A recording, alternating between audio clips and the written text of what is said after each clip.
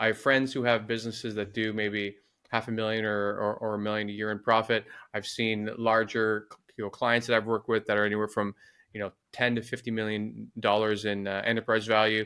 And it's hard for some people to hire people around them. They kind of don't want to be chairperson because they want so much control. And I think Yep. there's an element of truth to that. I think, founder run businesses normally tend to be a bit more successful because there is that fire and passion for this thing that they've grown and raised for so many years. But like you said, you want to build a business that is thriving, that is working well, that works well without you. That's right. And I've seen so many people that have a hard time selling because a new acquirer will have to come in and build an entire executive team around them because they're doing the work of 4 or 5 people. That's right. Um, or I've had friends that I have two friends specifically that run digital agencies, and they run great businesses. They're super respected and they're by all their clients and people that refer to them, but they're just working 12-hour days. Yeah. And like I'll go for a trip somewhere to a different country. I'm like, hey, like, do you want to come with? He's like, I can't. I've got this, and this. And we keep having this conversation of like how he has to hire people. I Yeah. go, man, like you're supposed to be running the business, not being the most overworked employee in the business. Yes. So how do you coach people to be able to let go a little bit? Because if you don't have that freedom, well, then what are you doing? You're just creating so much more stress in your life. Yeah. Are you running the business or is the business running you? Right. Are you a Right. And I slave to can and your I can business? relate to that for sure. Like I'm sure Yeah. you said you used to work, 10-hour days or whatever. Yeah. I had a couple e-commerce brands that I built and sold as well, and I was the exact same.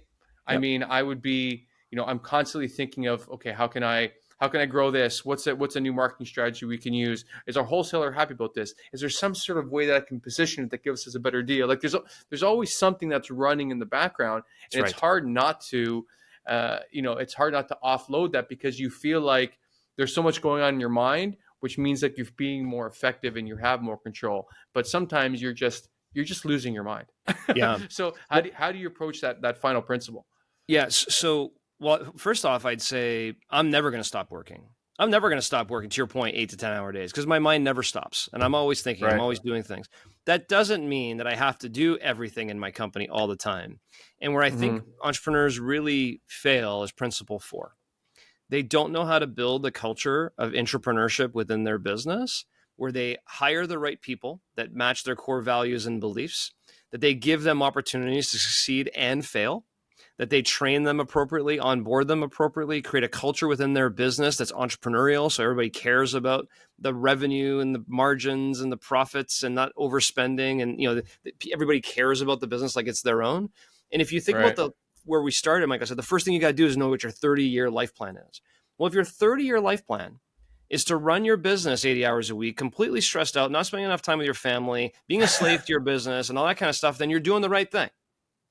If your Right. 30-year life plan is not that, is to create this business that can reward you financially, fuel your passions, you can think more strategically on the business, you can spend your time at a higher level of consciousness and subconsciousness, then you need to do the steps today, even though it may be painful, to hire the people and train them and get them, teach them the right way and give them opportunities to succeed and fail and create this culture of entrepreneurship so you can someday work on your business, not in your business, which is the funniest thing I ever hear, right? Coaches will tell their entrepreneurs, well, you need to work more on your business, not in your business. And you're like, yeah, it's easier said than done, buddy. Like I'm stressed out. I Yeah. got all this stuff to Yeah. do, right? Yeah. Well, if you can My move phone never yourself. stops ringing. How do you want me to work on my Yeah, business? exactly. How am I Yeah. supposed to do that? But if you build the right culture of entrepreneurship within your business, you will find opportunities to spend your time working on your business, not in your business, which allows your business to multiply and really, really grow because you have the team operating your business. You see, like today, this $100 million construction company, I don't operate in that business day to day. I spend my time thinking strategically with the CEO, what's our next acquisition? What's our next vertical space we're going to go in? How do we manage our banking relationships over here? How do we make other investments over here? I'm spending my time at a higher level of thought process than if I was running the business every day and talking with vendors and talking, managing the team and doing everything. Then I wouldn't have that time to work on the business. So working Right. on your business is a critical part to growing, but you can't do that when you're in the weeds of the business.